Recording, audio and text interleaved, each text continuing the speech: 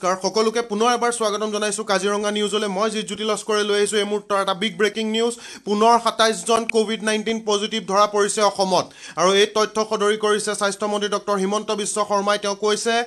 alert 27 new cases of কোভিড-19 positive reported from Golaghat তেওঁ কৈছে যে গোলাঘাটৰ পৰাই 27 জন গোলাঘাট ডিস্ট্ৰিক্টৰে এই 27 জন পজিটিভ ৰোগী গোলাঘাট ডিস্ট্ৰিক্টৰ এই মুহূৰ্তৰ এটা breaking news big breaking news যে 27 জন পুনৰ কোভিড-19 পজিটিভ ধৰা পৰিছে অসমত আৰু আটাইকেইজন ৰোগীয়ে গোলাঘাট ডিস্ট্ৰিক্টৰ বুলি তেওঁ জনাইছে আমাক টুইটাৰৰ যোগেৰে স্বাস্থ্যমন্ত্ৰী ডক্টৰ হিমন্ত বিশ্ব শৰ্মা ডাঙৰীয়াই টুইটাৰ যোগেৰে জনাইছে যে 27 জন নতুন কোভিড পজিটিভ 19 ধৰা পৰিছে অসমত আৰু এই আটাইকেইজন গোলাঘাট ডিস্ট্ৰিক্টৰ আৰু ইয়াকে লৈ অসমৰ মুঠ সংখ্যা 643 জনলৈ বৃদ্ধি পাইছে 643 জনলৈ বৃদ্ধি পাইছে অসমৰ মুঠ সংখ্যা আৰু অসমৰ